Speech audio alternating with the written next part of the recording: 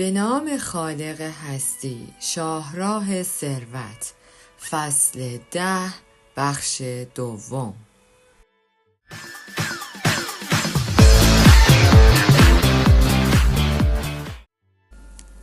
قبل از اینکه خواندن کتاب را آغاز کنم، میخواستم به خاطر گوش کردن ویدیوهای قبلی از شما تشکر کنم و از شما همراهان عزیز کانال متاترون میخواهم در صورتی که کتاب مورد نظری میخواهید خوانده شود، در قسمت نظرات هم نظرات ارزشمندتان را، همین که اسم کتابی را که می‌خواهید خوانده شود به همراه نویسنده آن برای ما کامنت کنید. در صورت امکان حتما خوانده می‌شود. امیدوارم تا اینجا توانسته باشم نقشی در اصلاح سبک مالی شما عزیزان ایفا کرده باشم. با تشکر کانال متاترون لطفاً لایک فراموش نشود. هزاران سال کسانی که به طلا و نقره دسترسی داشتند، آنها را به عنوان فلزات قیمتی که می توانستند همچون پول به کار ببرند ارزشمند می‌پنداشتند. طلا و نقره دارای ارزش ذاتی هستند، به این معنا که می‌توان آنها را برای چیزی بجز پول، مثلا در جواهرسازی به کار برد. لذا پول واقعی دارای ارزش حقیقی بود. پول واقعی را میشد به درستی اندازه‌گیری کرد و میشد آن را سالها نگهداری کرد. طلا و نقره به قدری کم حجم بودند که میشد آنها را طی مسافت‌های طولانی با خود حمل کرد. گوجه فرنگی یا تخم مرغ آنقدر ماندگاری نداشتند که ارزش ذاتی خود را حفظ کنند. چیزهای دیگری مثل نفت نیز ارزش ذاتی دارند و قابل اندازه‌گیری هستند، اما مشکل اینجاست که نمیتوان آنها را به راحتی در کیف جابجا کرد. رسید پول برای فردی که طلا یا نقره داشت، اغلب روش ایمن‌تر این بود که آن را نزد کسی به امانت بگذارد. به این ترتیب فرد طلا یا نقره را نزد فردی که گاو صندوق داشت به امانت می سپرد و در مقابل از او رسیدی دریافت می کرد. این یکی از ابتدایی ترین اشکال پول کاغذی بود. این پول رسیدی بود.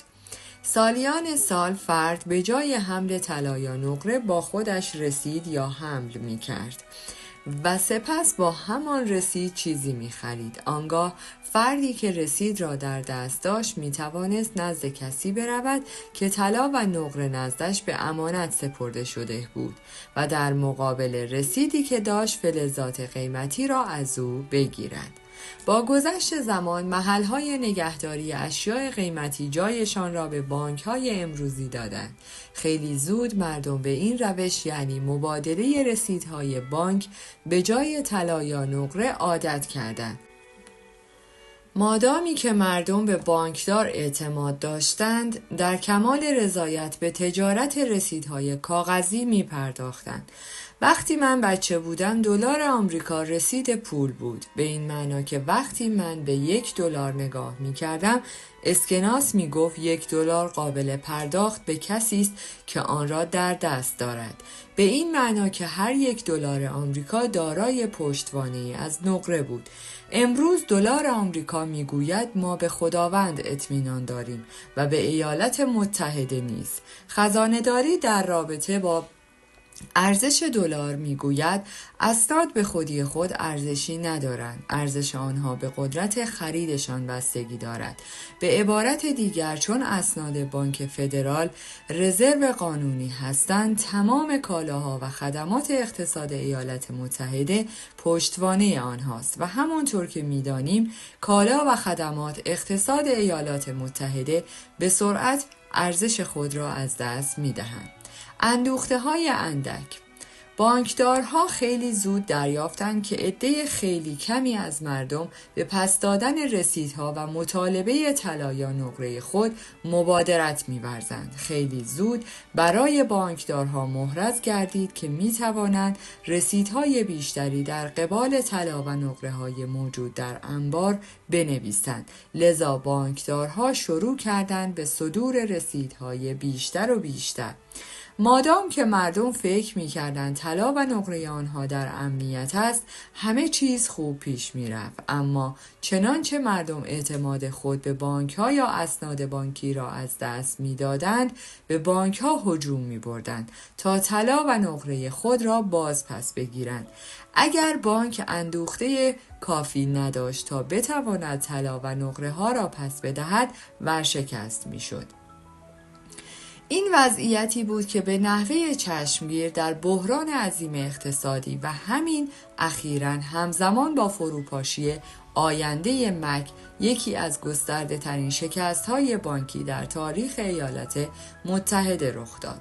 طبق برآوردها امروزه بانک به ازای هر $1 پسنداز $20 وام خواهد داد. لذا این سیستم ذخیره خرد نامیده می شود، زیرا بانک ها تنها به مالکیت بخشی از دلارهایی که قرض می دهند نیاز دارند که در این مورد 1/20 است. از همه مهمتر این که بانکدار ممکن است به ازای هر $1 شما 5% سود اگر خوششانس باشید به شما بدهد، اما می تواند روی $20 وامی که به کسی می دهد 20% سود بکشد.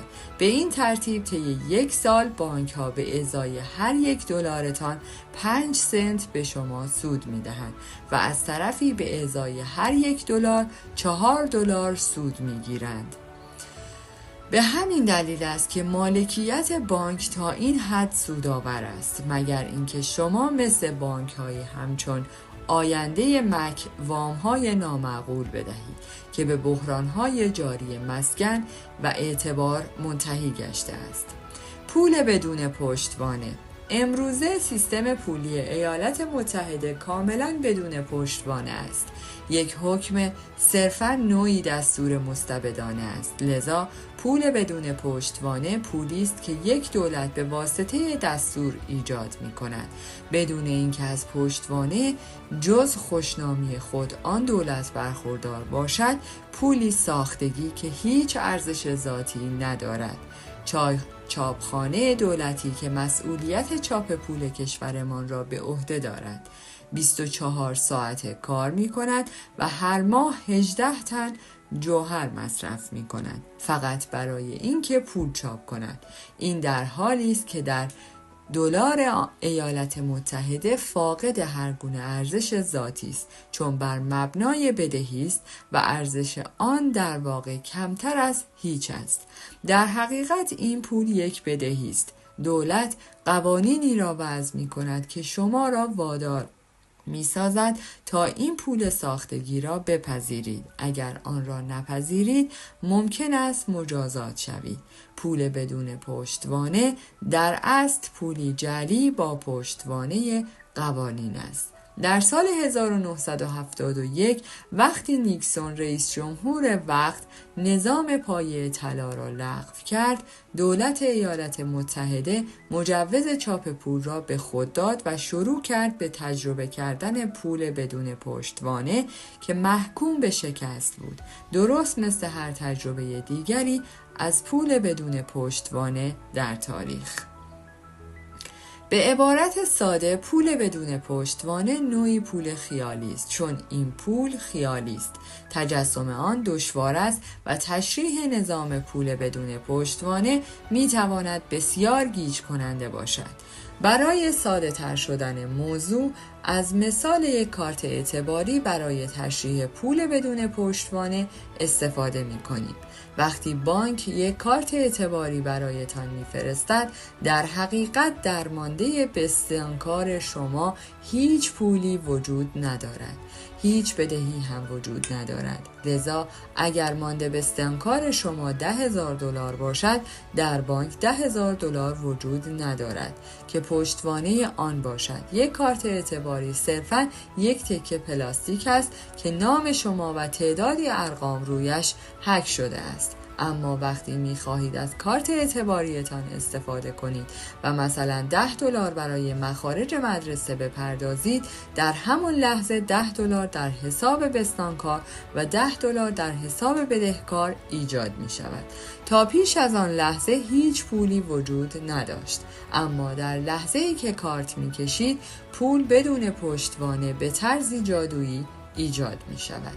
آن دسته از شما که کتاب پدر پولدار پدر بی پول را خوانده اید شاید با نمودار زیر آشنا باشید. دارایی $10، بدهی $10. در همان لحظه‌ای که از کارت اعتباری خود استفاده می کنید به نحوه جادویی $10 به اقتصاد جهان می افزایید. همچنین یک بدهی $10 ایجاد می کنید، یعنی باز پرداخت آن $10 را به اقتصاد جهان متعهد می گردید. در اقتصاد امروز هیچ کس از شما نمی خواهد بدهیتان را بپردازد. اگر بدهیتان را بپردازید پول ناپدید می شود. به همین دلیل است که شرکت‌های صادر کننده کارت اعتباری هرگز از شما نمی خواهند که بدهیتان را بپردازید. اگر آن $10 را طی 5 روز بپردازید ترازنامه شما به شکل زیر خواهد بود: دارایی $0، بدهی $0. با $0 پولی وارد ستونهای دارایی و بدهی بانک ها نمی شود. در حقیقت بانک ها و شرکت های کارت اعتباری پول بدون پشتوانه، پول جعلی ایجاد می کنند. آن را قرض می دهند و سپس از محل سودی که به آن تعلق می گیرد درآمد کسب می کنند. در واقع این پولی است که از هیچ به دست آمده است. میدانم که این مطلب کمی پیچیده است و به همین دلیل درک سیستم بانکی مدرن برای اغلب مردم دشوار است. بیایید به صورت مالی شخصی خود بازگردیم. کاری که بانک ها از شما میخواهند این است که $10 از کارت اعتباری خود خرج کنید و هرگز بدهیتان را پس ندهید. آنها از شما میخواهند تا ابد سود بپردازید. این صورت مالی است که بانک ها خواستارش هستند. صورت مالی شما: درآمد، هزینه شامل سالیانه پرداخت 2% سود به بانک، دارایی $10، بدهی هیچ. یک لحظه به این موضوع فکر کنید و مفهوم آن را درک نمایید. دشواری درک این مفهوم به این علت است که بانک در واقع هرگز آن $10 را نداشته است. این $10 از زمانی که شما از کارت اعتباریتان استفاده کردید از هیچ ایجاد شد. بانک از شما می‌خواهد که سود بپردازید که در این مثال 20% است و تا زمانی که این $10 را برگردانید پولی که بانک از هیچ به دست آورده است همواره بانک این درآمد را دریافت خواهد کرد. به عبارت دیگر پول امروزی فقط اعتبار است، یک بدهی که باید باز پرداخت شود و این بدهی به سادگی از یک منبع به منبع دیگری منتقل شده است بدون آنکه پشتوانه واقعی داشته باشد. این سیستم تنها تا زمانی کارایی دارد که قرض گیرنده همواره سود بپردازد، اما اخیراً طی فروپاشی سیستم وام بدون پشتوانه وقتی قرض گیرنده پول بدون پشتوانه دیگر نتوانست حداقل اقساط را بپردازد این سیستم از کار افتاد. وقتی قرض گیرنده از پرداخت باز ماند کل سیستم اعتباری جهان دچار مشکل شد. متاسفانه این مشکل از سال 1971 تا کنون همواره به قوت خود باقی است. بحران اعتبار. امروزه جهان از وحشت به خود می‌لرزد چون بانکدارها دچار مشکلی جدی شده‌اند. بانکدارها قادر به باز پرداخت بدهی خود به سایر بانک‌ها نیستند. اگر بانک‌ها وام نگیرند یا نتوانند وام خود را باز پرداخت کنند، اقتصاد در مسیر فروپاشی قرار خواهد گرفت و مردم رنج خواهند کشید. علت این امر این است که 75% از رشد اقتصادی ما نتیجه هزینه کردن مصرف کنندگان است و از آنجا که ما در حال حاضر دارای بدترین نرخ پسنداز در طول تاریخ ایالات متحده هستیم، جز پول قرض کردن هیچ راه دیگری برای خرج کردن نداریم. اگر اعتبار برچیده شود به این معنا که بانک ها دیگر پول وام ندهند یا اینکه شرایط اعتبار را خیلی دشوارتر سازند، مصرف کننده ایالات متحده قادر به خرج کردن نخواهد بود. اگر مصرف کنندگان دیگر پول خرج نکنند، اقتصاد دچار لطمه عظیمی خواهد شد. تنها راه رشد اقتصاد برای ما این است که دوباره پول قرض کردن را آغاز کنیم. سالیان متمادی بانک فدرال رزرو، بانک جهانی و صندوق بین المللی پول به کشورهای بی‌اعتبار، سرمایه گذاران بی‌اعتبار و وامگیرندگان بی‌اعتبار در سراسر جهان کارت‌های اعتباری دادند. مشکل اعتباری امروز تریلیون ها دلار پول جادویی برآورد می شود.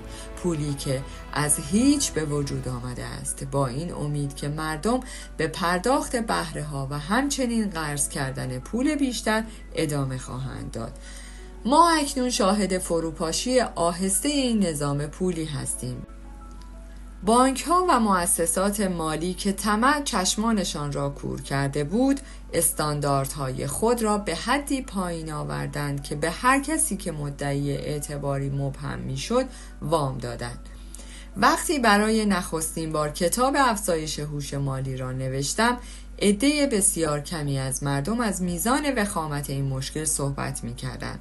اکنون تنها چیزی که به گوشتان میرسد همین است: اکنون وامگیرندگان بی‌اعتبار در باز پرداخت وام‌های خود کوتاهی می‌کنند و بانک‌ها مجبورند به هزینه خودشان خدمات ارائه دهند. در نتیجه بانک‌ها مجبور می‌شوند اصلاحات عظیمی در ستون‌های دارایی و بدهی خود ایجاد کنند، چون پول‌هایی که انتظار داشتند به عنوان بهره دریافت کنند به شدت کاهش یافته است.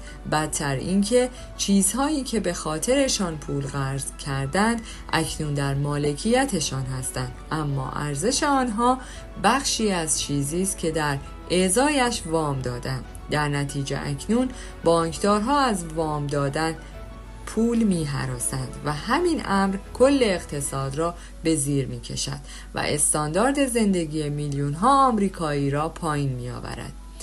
اما این ثروتمندان نیستند که به واسطه این پدیده لطمه می‌بینند. این طبقه متوسط است که در این میان آسیب می‌بینند. طبقه متوسط اکنون به جرگه طبقه فقیر می‌پیوندند و ثروتمندان به دلیل این بحران اعتبار همواره ثروتمندتر می‌شوند. منظور من همین است: پول واقعی.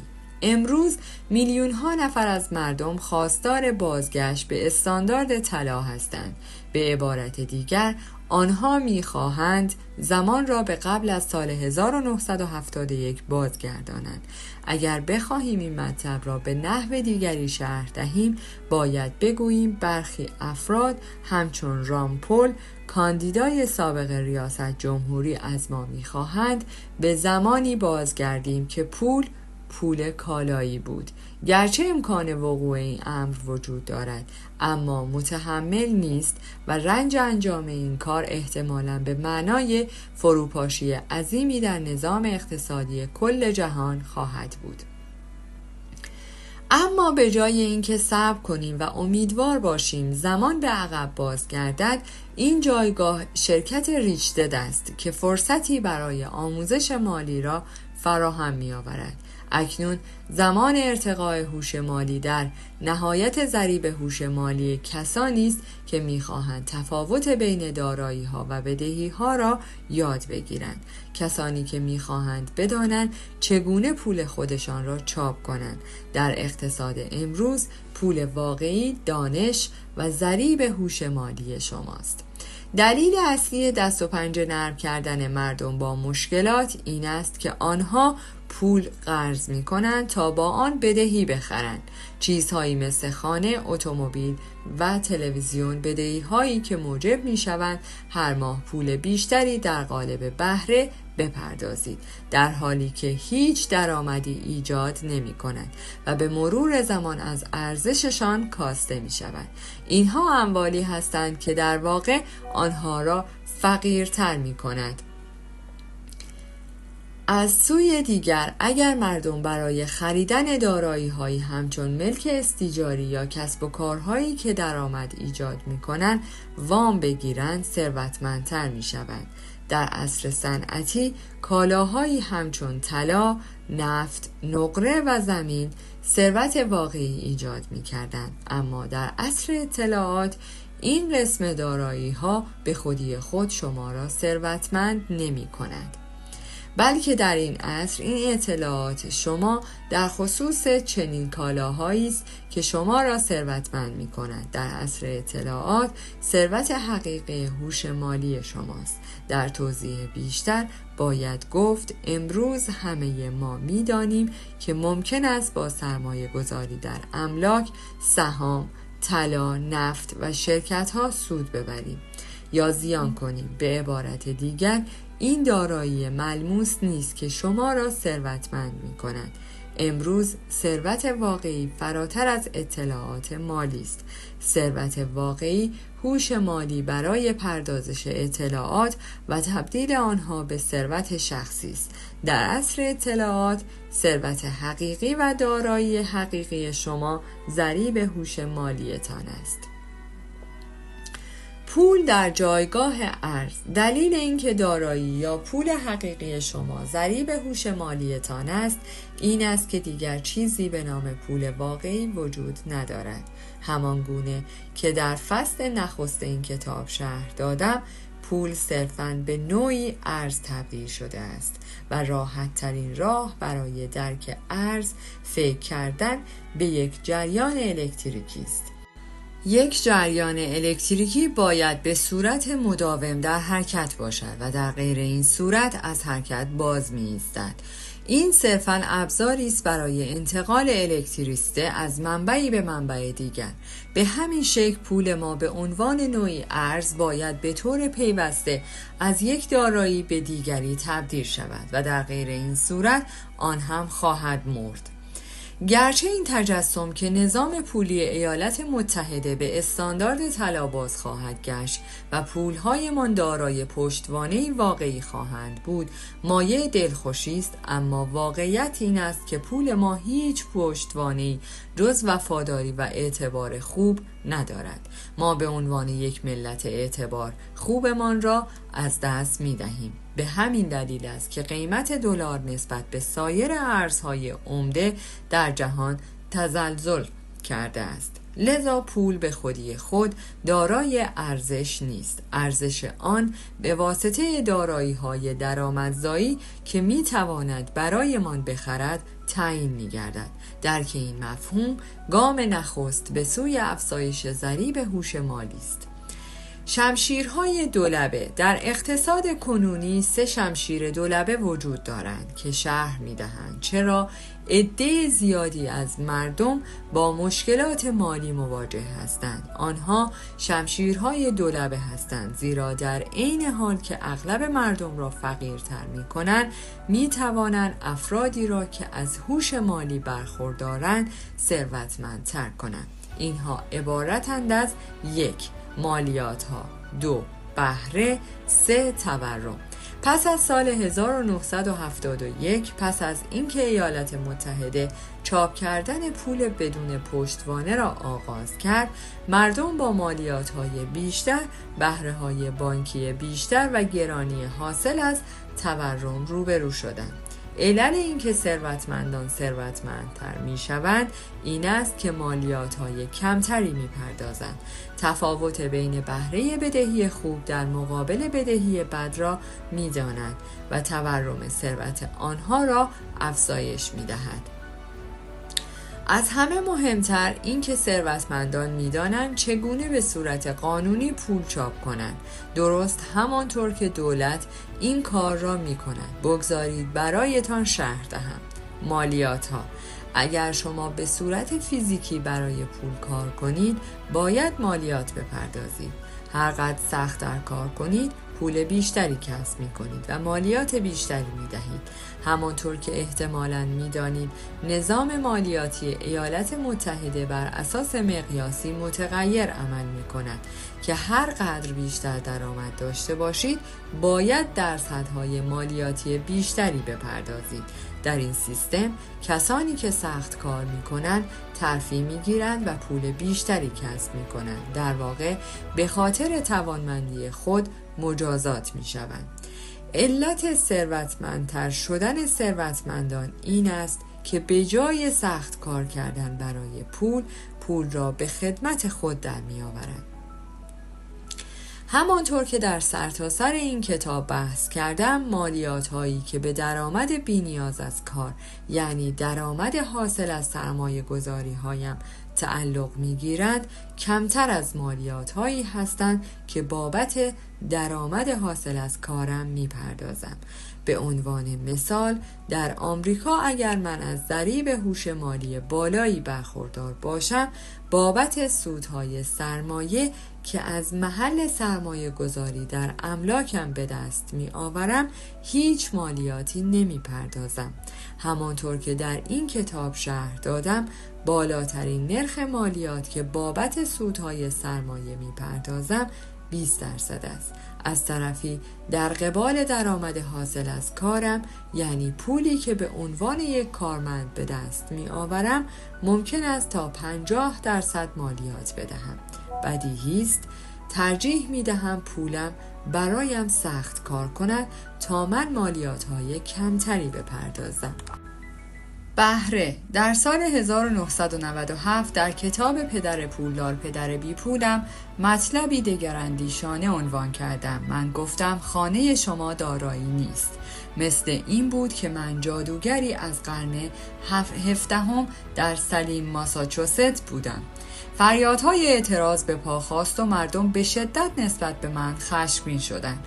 امروز که این موضوع را بیان می کنم، فریادهای مردم به نحوی اسرارآمیز خاموش شدند، زیرا اکنون مردم به راحتی درک می کنند که خانه در حقیقت یک بدهی است، زیرا نه تنها در جیبتان پول نمی گذارد، بلکه پول را به اشکال گوناگون از جمله بهره رهن، هزینه نگهداری و مالیات بر مستغلات از جیبتان خارج می کند. و اکنون که بسیاری از خانه ها را حتی نمی توان به قیمت وامی که برایشان گرفته شده است به فروش رساند، خانه ها در واقع تبدیل به یک بدهی عمده شده‌اند. در حقیقت آنها نوعی از بدهی هستند که اکنون شمار عظیمی از مردم صرفاً از آنها دوری می کنند. شاید شنیده باشید که گاهی اوقات مالک خانه به دلیل اینکه قادر به پرداخت اقساط رهن نیست، کلیدهای خانه اش را برای رهن دهنده ارسال می کند و خانه را ترک می کند.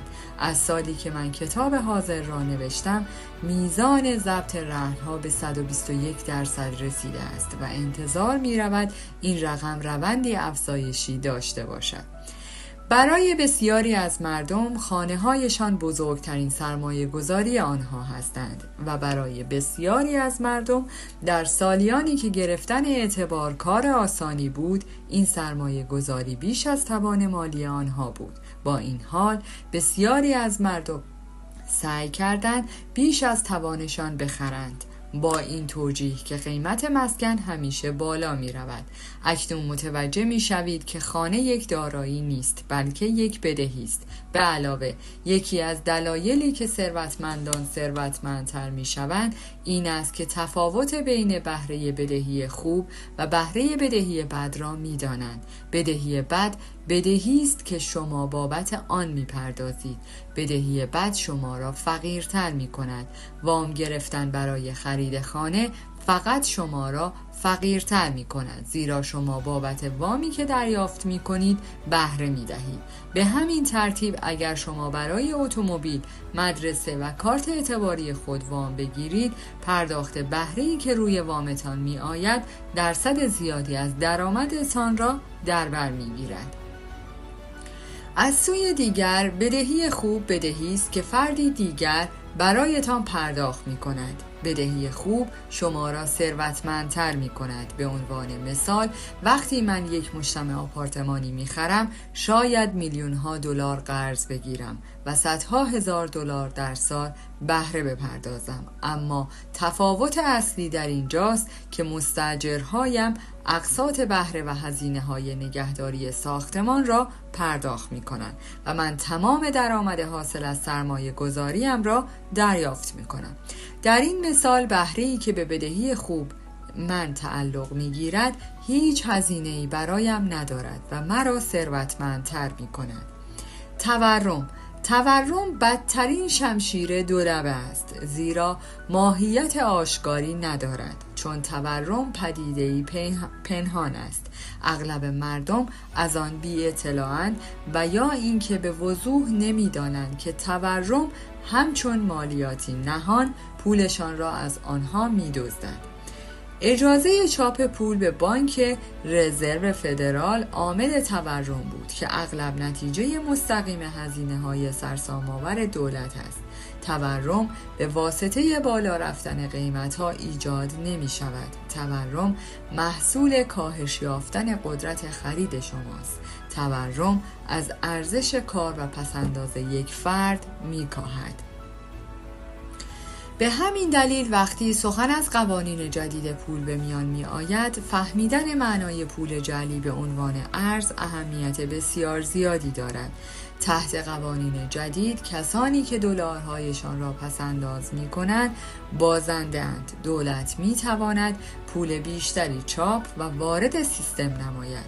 هر بار که دولت پول بیشتری چاپ می کند در حقیقت از شهروندان آمریکایی دزدی می کند، زیرا قیمت کالاها در اقتصاد مثل سابق است، اما اکنون خریدن آنها مستلزم پرداخت دلارهای بیشتر و به عبارتی پول بیشتری است. قانون ساده این است که هر قدر دلارهای بیشتری برای خرید یک محصول وجود داشته باشد، قیمت محصول بیشتر خواهد شد. هر گالن بنزین $4. مثال خوبی از این نکته است. اکنون که این مطلب را می نویسم، تورم به اندازه 26 سال سیر صعودی داشته است. مشکل تورم فقط بدتر و بدتر می شود. دولت وعده‌های زیادی برای پرداخت هزینه‌هایی داده است که پولی برای تأمین آنها ندارد. مشکلات مربوط به بیمه پزشکی سالمندان و تأمین اجتماعی مدت هاست به قوت خود باقی است. اینها مسائل بارزی هستند و بسیاری از مردم همکنون می‌دانند که اینها مشکلاتی برای دولت و مشکلات اقتصادی در حوزه سلامت خواهند بود.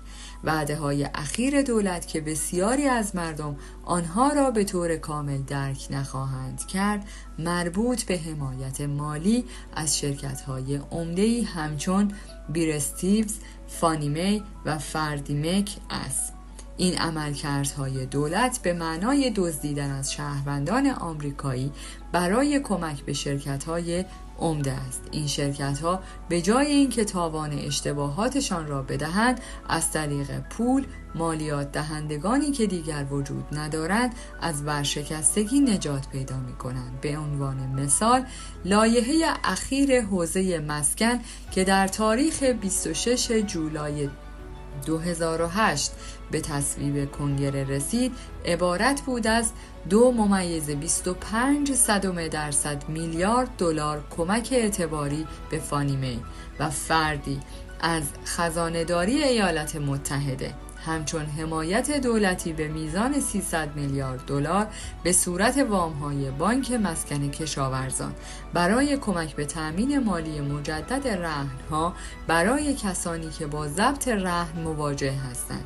جالب این که اکنون از همان کسانی که نتوانسته بودند بدهی خود را به بانک‌ها بپردازند درخواست می شود پول حتی بیشتری را به دولت بپردازند و وقتی وام‌های بانک مسکن کشاورزان ضبط شوند، این مالیات دهنده آمریکایی است که باید هزینه اش را بپردازد. در این وضعیت همه بازنده‌اند، البته بجز شرکت‌هایی که از طریق حمایت دولت از بحران نجات پیدا می‌کنند. اگر می‌خواهید بدانید این وضعیت چگونه به صورت مالی یک شرکت کمک می‌کند، نمودارهای زیر را ببینید. شرکت درآمد که حاصل سود حاصل از اجرای وام‌ها. دولت ایالات متحده، مردم آمریکا. درآمد بخشی از سودهای تضعیف شده از محل افزایش ارزش مسکن در آینده و هزینه زیانهای ناشی از وام‌های اجرا نشده. دارایی اجرای وام‌ها. بدهی دارایی وام‌های اجرا نشده. از سوی دیگر صورت مالی دولت ایالات متحده یا مردم ایالات متحده شبیه به نمودار زیر است. درآمد بخشی از سودهای تضعیف شده از محل افزایش ارزش مسکن در آینده. هزینه زیانهای ناشی از وام‌های اجرا نشده و بدهی وام‌های اجرا نشده. اما حقیقت گم شده در لایحه مسکن این است که این لایحه به دولت اجازه می‌دهد بدهی ایالات متحده را تا 10.6 میلیارد دلار افزایش دهد. دلیل این امر این است که دولت پولی برای پرداخت برنامه‌های لایحه مسکن یا کمک به شرکت‌های عمده ندارد. در عوض مجبور خواهد شد به منظور پرداخت این بدهی‌ها پول بیشتری چاپ کند و نرخ تورم هرچه بیشتر افزایش دهد. لذا مالیات دهندگان ایالات متحده نه تنها از طریق پرداخت مالیات بلکه طی پرداخت مالیات پنهان تورم هزینه این برنامه‌ها را می‌دهند و همین فرایند ارزش دلار را کاهش می‌دهد. به همین دلیل است که پسنداز پول به ضررتان تمام می شود. لذا شما باید کاری را انجام دهید که ثروتمندان انجام می دهند. به واقع از تورم سود ببرید. ثروتمندان به واسطه بهره‌گیری از پول خود برای خرید دارایی هایی که نه تنها برایشان گردش مالی ایجاد می کند بلکه تحت تاثیر تورم بر ارزششان افزوده می شود. از تورم سود میبرند. من میتوانم اجاره بهای املاکم را افزایش دهم. اگر من اجاره بها را افزایش دهم، ارزش ملکم افزایش پیدا میکند. تورم همچنین موجب تغییر ارزش ملکم میشود. بدین معنا که تفاوت بین قیمت خرید یک مجتمع آپارتمانی یا ساختن یک مجتمع جدید افزایش پیدا میکند. اینها نمونه هایی از نقش تورم در ثروتمندتر شدن من هستند. مزیت دیگر سرمایه گذاری در حوزه املاک استیجاری و نفت مزیت‌های مالیاتی بیشتری است که از دولت می‌گیرم. در بخش املاک یک مزیت مالیاتی مهم استهلاک است. من به واسطه استهلاک می‌توانم طی چند سال سهم تعیین شده از نرخ بازده داخلی ارزش داراییم را از مالیات بر درآمدم کسر کنم. این کار به من کمک می کند زیرا در عین حال که در واقع زیانی برای من ایجاد نمی کند، چون پولی از جیبم خارج نمی شود، دولت نیز آن را به عنوان یک زیان در صورت درآمدم منظور می نماید و به این ترتیب از میزان مالیات بر درآمدم کاسته می شود.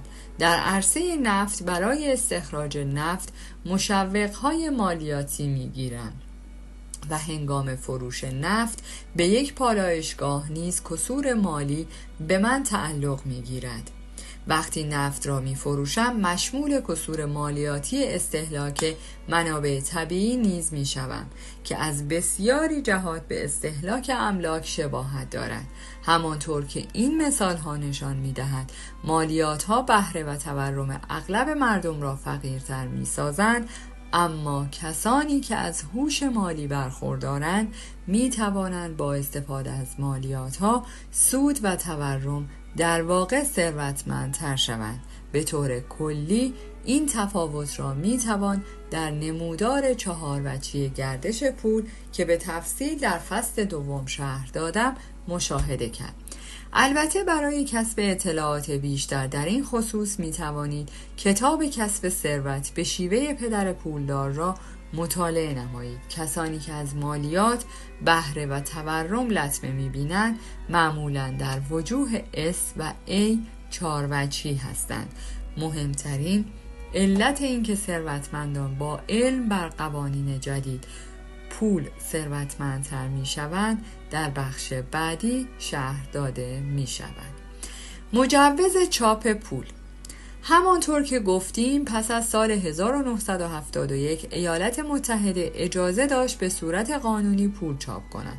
از آن زمان دلار ایالات متحده دیگر فاقد پشتوانه طلا یا نقره بود.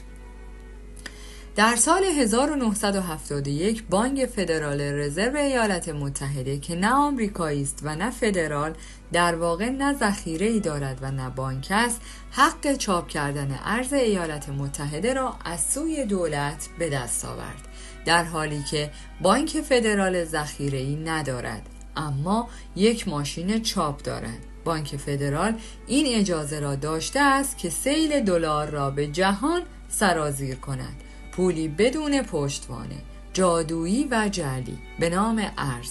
هرچند این فرایند برای جهان مزیت‌هایی از جمله بالا رفتن استاندارد زندگی و ثروتمند شدن بسیاری از کشورها را در بر داشته است، در عین حال موجب شده تا شمار بسیاری از مردم نه تنها مجبور شوند بیشتر کار کنند، بلکه پول کمتری هم به دست آورند و در نتیجه فقیرتر شوند. آنها پول کمتری گرفتند چون مالیات و بهره بیشتری دادند و در جامعه‌ای با تورم بیشتر زندگی کردند. در یک نظام سرمایه‌داری حقیقی هیچ تورمی نباید وجود داشته باشد. در یک نظام سرمایه‌داری واقعی قیمت‌ها باید پایین بیایند و بهره‌وری افزایش یابد. به عنوان مثال امروز رایانه‌ها ارزان قیمت‌تر هستند و کارایی بیشتری دارند. این نمونه است از کارکرد صحیح نظام سرمایه گذاری. یکی از دلایل بالا رفتن قیمت‌ها دولت‌های سوسیالیست ناکارآمد هستند که هزینه بیشتر و کارایی کمتری دارند و زمانی که صاحب منصبان بانک‌ها و دولت اختیار منابع مالی را در دست بگیرند، قیمت‌ها بالاتر می‌روند، زیرا قدرت خرید پول کاهش پیدا می‌کند. پدر پولدارم در خصوص نظام پول جعلی می گفت اگر دولت اجازه چاپ کردن پول را دارد باید یاد بگیرد که شما هم پول خودتان را چاپ کنید. در ادامه مثالهایی را می خوانید که نشان می دهد خود من در واقع چگونه این کار را انجام می دهم. املاک. در ابتدای فعالیت هم در حوزه املاک وقتی بازار مسکن در حال رونق بود با استفاده از هوش مالی هم خانه‌ای به قیمت $100,000 می خریدم. سپس آن را به فاصله به کسی می فروختم که اعتبار بدی داشت و شرایط لازم برای گرفتن وام بانکی به مبلغ $120,000 را نداشت و به این ترتیب او هم صاحب خانه می شد و هم وام. با این کار من در آن واحد $20,000 سود به دست می آوردم که قبلا وجود نداشت. در حقیقت من هرگز نمی خواستم شخص مزبور بدهی خانه را بپردازد، درست مثل شرکت‌های کارت اعتباری که فقط می‌خواهند شما پرداخت حداقل را انجام دهید. تنها چیزی که من می‌خواستم پرداخت‌های سود وام بود. اگر نرخ سود من 10% بود می‌توانستم سالیانه $2,000 روی $20,000 که از هیچ به دست آورده بودم سود بگیرم. از همه بهترین که این مالک جدید بود که تمام هزینه‌های نگهداری ملک را می پرداخت. همانطور که اشاره کردم کسانی که این قسم املاک را می خرند معمولاً پول کافی برای پرداخت یا شرایط لازم برای اخذ یک رهن قراردادی را نداشتند. اما این برای من یک موقعیت برد بود، به ویژه زمانی که قیمت خانه در اثر تورم بالا می رفت. شاید در دوران رکود بازار مسکن استفاده از این استراتژی ایده خوبی نباشد. در این مثال اگر قیمت مسکن افت می کرد و ارزش آن خانه به $80,000 می رسید، من به لحاظ مالی متضرر می شدم. قصد من از بیان مطلب فوق تنها ارائه مثالی است از نحوه چاپ قانونی پول خودم با بهره از عرصه املاک. در اینجا هم فقط می‌خواهم نشان بدهم که ثروت واقعی شما پول یا حتی دارایی‌تان نیستند، بلکه این دانش شما از نحوه کارکرد پول است که به شما اجازه می‌دهد همزمان با ظهور فرصت‌ها پول کسب کنید. شرایط اقتصادی همیشه تغییر می کند، اما فردی با ضریب هوش مالی بالا می تواند در هر شرایطی ثروتمند شود.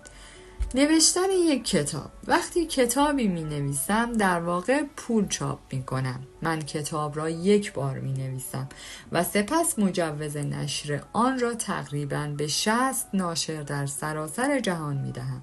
هر 3 ماه یک بار از سوی ناشران معادل تعداد کتاب هایی که به فروش می رسانند حق امتیاز دریافت می کنم. من هزینه دیگری ندارم و سالیان سال فقط درآمد خالص کسب می کنم. نوشتن یک کتاب مجوزی برای چاپ پول است. اگر میلیون ها نسخه کتاب بفروشم می توانم میلیون ها دلار کسب کنم. فروش سهام شرکتم. روش دیگر چاپ پول تأسیس یک شرکت و فروش سهام آن به صورت عرضه اولیه سهام به عموم است. این سهام معمولاً از طریق بازارهای سهام همچون وال استریت نیویورک، نیکی توکیو و نیز مبادلات سهام در لندن و تورنتو به فروش می‌رسند. در سالیان اخیر برخی جوانان 20 ساله با فروش سهام خود در شرکت‌هایی همچون مایکروسافت، اپل و گوگل میلیاردر شدند. این کارآفرینان جوان پول خودشان را چاپ کردند. من شخصاً 2 شرکت را به سهامی عام تبدیل کردم، اما به هیچ وجه نه شباهتی به شرکت‌های نظیر اپل یا گوگل داشتند، نه به اندازه آنها مشهور بودند و نه سودآور. با این وجود یاد گرفتم از طریق فروش سهام شرکتی که تأسیس کرده بودم پول چاپ کنم، نه از طریق خرید یا فروش سهام شرکت کس دیگر. یکی از دوستان خوبم که بیش از 50 سال از سرمایه گذاری های مخاطره آمیز می کند همیشه به من می گوید ثروتمندان سهام نمی خرند، آنها سهام می فروشند. ثروتمندان شرکت ها را تأسیس می کنند و سپس سهام آن را به سرمایه گذاران می فروشند. این همان چاپ پول به صورت قانونی است. اعطای حق امتیاز کسب و کارم. من تصمیم گرفتم به جای اینکه شرکت ریچتد را تبدیل به سهامی عام نمایم، با گسترش کسب و کارم از طریق اعطای حق امتیاز پول چاپ کنم. یک سیستم حق امتیازی همچون مکدونالد، مشهورترین شرکت حق امتیازی، راه دیگری است برای چاپ کردن پول به صورت قانونی. وقتی من حق امتیاز کسب و کارم را اعطا می کنم، به کارآفرینان اجازه می دهم تحت برند ریچتد فعالیت کنند. در عوض آنها به من حق و زحمه می دهند و شرکت ریچتد را در سود خود سهیم می کنند. می توانید سیر گسترش شرکت ریچتد را در سراسر جهان زیر نظر بگیرید. احتمالاً پس از اینکه حق امتیاز ریچتد جهانی شود، ممکن است آن را تبدیل به سهامی عام نمایم و باز هم پول قانونی بیشتری به چاپ برسانم. یکی از علل علاقه من به تبدیل شرکتی به سهامی عام یا اعطای حق امتیاز آن این است که اینها راه‌های سهیم کردن دیگران در ثروت ایجاد شده از کسب و کارم هستند. به این ترتیب نه تنها از هیچ پول در میآورم، بلکه به کارآفرینان اجازه میدهم با سرمایه گذاری در برند ریچتد به هدفی مشابه دست پیدا کنند. سرمایه گذاری روی خودتان، آموختن مادام العمر. هدف این کتاب و نیز شرکت ریچتد این نیست که راه و رسم ثروتمند شدن را به شما آموزش دهد. راهکارها همواره تغییر می کنند. من تجهیز شما به هوش مالی را رسالت شخصی خودم قرار دادم. هدف من آشنا کردن شما با قوانین جدید پول است تا هرگاه فرصتی برای کسب پول در مسیرتان قرار می گیرد با هوش و درایت خود آن را تشخیص بدهید. هدف من افزایش ضریب هوش مالی شماست. به منظور ثروتمند شدن باید از اندیشیدن به ثروت در قالب پول دست بکشید. پول صرفاً یکی از محصولات جانبی ثروت واقعی شما یعنی ضریب هوش مالیتان است. بسیاری از مردم به خوبی با شیوه پول درآوردن در چارچوب قوانین قدیمی پول آشنا هستند. پول درآوردن در چارچوب آن قوانین خیلی آسان‌تر بود، زیرا تنها کاری که باید انجام می‌دادید سخت کوشی، پس‌انداز و سرمایه‌گذاری محافظه‌کارانه بود. امروز چنانچه شما فاقد ضریب هوش مالی بالایی باشید، کسب پول و حفظ آن خیلی سخت‌تر است. به همین دلیل است که شکاف بین ثروتمندان و فقرا به جای اینکه کاهش پیدا کند، افزایش می‌یابد. به همین دلیل است که طبقه متوسط از جامعه زدوده می‌شود. اگر تغییر یافتن قوانین پول را باور نداشته باشید، نقره داغ می شوید. اگر همچنان فکر می کنید سخت کوشی، پس‌انداز و سرمایه گذاری در سبد سهام صندوق های مشترک، سرمایه گذاری سودآور، کار هوشمندانه‌ای است، فقیرتر خواهید شد.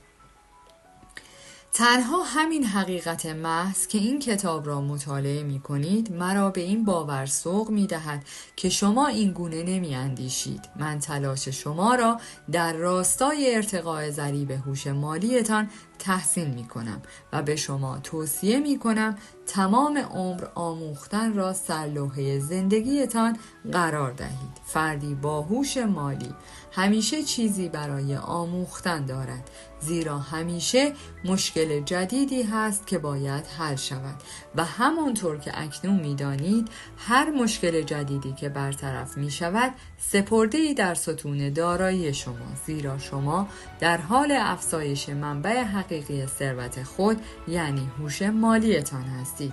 از شما می‌خواهم با جدیت روی فصل 10 این کتاب تأمل کنید.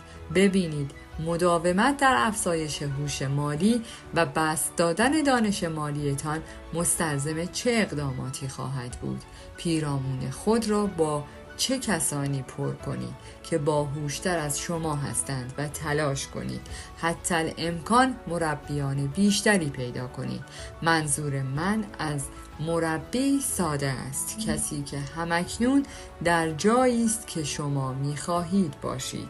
بدانید وقتی به سطح ادراک و شأن مربیان خود برسید نه تنها یک عمر قدردانی را مدیونشان هستید، بلکه باید مربیان جدیدی پیدا کنید که بتوانند شما را حتی به جایگاهی فراتر سوق دهند. یکی از بهترین منابع آموزشی که می توانم به شما توصیه کنم مؤسسه آموزشی ریچتد است که حاصل همکاری شرکت ریچتد با شبکه اطلاع رسانی ویتنی است. برنامه‌های این مؤسسه در سراسر ایالات متحده موجود و بسیار پویا هستند. شما خواهید توانست از طریق برنامه‌های آن به دستورالعمل و مشاوره ارزنده دست پیدا کنید. ابزار مهمی که می‌تواند به شما کمک کند تا هوش مالیتان را افزایش دهید، شما می توانید با مراجعه به وبسایت richtededucation.com به اطلاعات بیشتری در خصوص مؤسسه آموزشی ریچتد دست پیدا کنید. در پایان از شما می‌خواهم موارد زیر را به خاطر بسپارید. در سال 1971 قوانین پول تغییر کردند. قوانین قدیمی پول یعنی سخت کوشی، پسنداز و سرمایه گذاری در سهام سودآور، اوراق قرضه و صندوق‌های مشترک سرمایه گذاری منسوخ شده اند و فقط شما را فقیرتر خواهند کرد. دلارها اکنون فاقد پشتوانه هستند، لذا پول واقعی شما هوش مالیتان است. هوش مالی چیزی است که شما را ثروتمند خواهد کرد. مالیات ها، سود و تورم می تواند شما را فقیر یا ثروتمند کند. این امر به کلی به هوش مالی شما بستگی دارد. به شما قول می دهم اگر زندگی را همچون سفری آموزشی سپری کنید و همیشه برای ارتقای هوش مالیتان تلاش کنید، ثروت به سمت شما خواهد آمد. باز هم به خاطر خواندن این کتاب از شما تشکر می کنم. سفر خوشی برایتان آرزومندم.